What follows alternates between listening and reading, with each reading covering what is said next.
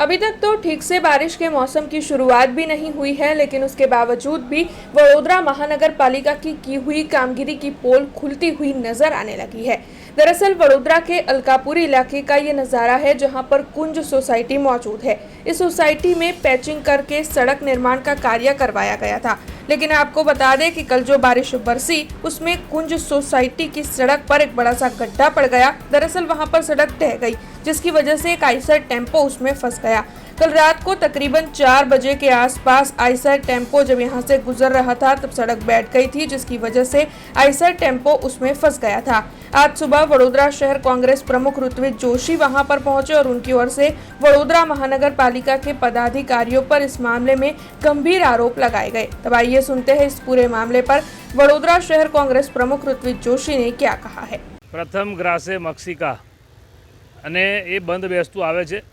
મોટી મોટી વાતો કરવાની, સ્માર્ટ સિટી બૂમો પાડવાની। આ વડોદરા શહેર તો સ્માર્ટ ના થયું, પરંતુ આ કોર્પોરેશનમાં બેઠેલા ભાજપના સત્તાધીશો કરપ્શન કરવામાં સ્માર્ટ થઈ ગયા છે। એનો આ જીવતો જાગતો નમૂનો છે। હજુ ગઈકાલે તો હજુ અહીંયા પેચવર્ક થયું છે અને રોડ બન્યો છે, અને આજે આ આખી આઈસરનું વાહન અંદર બેસી ગયું છે। તમે જુઓ કે આખું ટાયર જ અંદર બેસી ગયું છે। એટલે અહીંથી જે રાહદારીઓ જાય એમના જીવને પણ જોખમ કહેવાય, કારણ કે આખો રોડ જ અંદર બેસી ગયો છે। આપણે જ્યાં ઊભા છે આ અલકાપુરીનો વિસ્તાર છે, કુંજ સોસાયટીનો એકદમ ક્રીમ એરિયા અને પોજ વિસ્તાર કહેવાય। મોટા મોટા માલેતુજારો અહીંયા રહે છે। એ જગ્યા પણ એટલે ગરીબોને હેરાન કરવાના, બધાને માલેતુજારોને હેરાન કરવાના। બધા ટેક્સ ભરે છે, ટેક્સની સામે ફેસિલિટી તો આપતા નથી, અને ઉપરથી આમાં જે ભ્રષ્ટાચાર જીવતો જાગતો નમૂનો છે ભ્રષ્ટાચારનો। એટલે જે બૂમો પાડે છે વિકાસ વિકાસ વિકાસ નહીં, આ વડોદરાનો વિનાશ કરી નાખ્યો।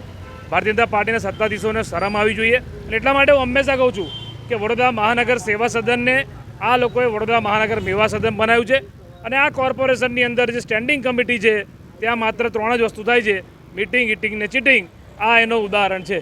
કોર્પોરેશનનું જે બજેટ આખા વર્ષનું હોય છે, આજે એ બજેટ એ પ્રજાના મહેનતના વેરાના રૂપિયાથી એ પ્રજા જે ટેક્સ ભરે છે ત્યારે આપણે બજેટ બહાર પાડીએ છીએ, અને એ બજેટથી વડોદરા શહેરમાં વિકાસના કામો કરવાના હોય છે। ત્યારે તમે જુઓ કે પ્રજાના વેરાના રૂપિયાનો વેડફાટ થઈ રહ્યો છે।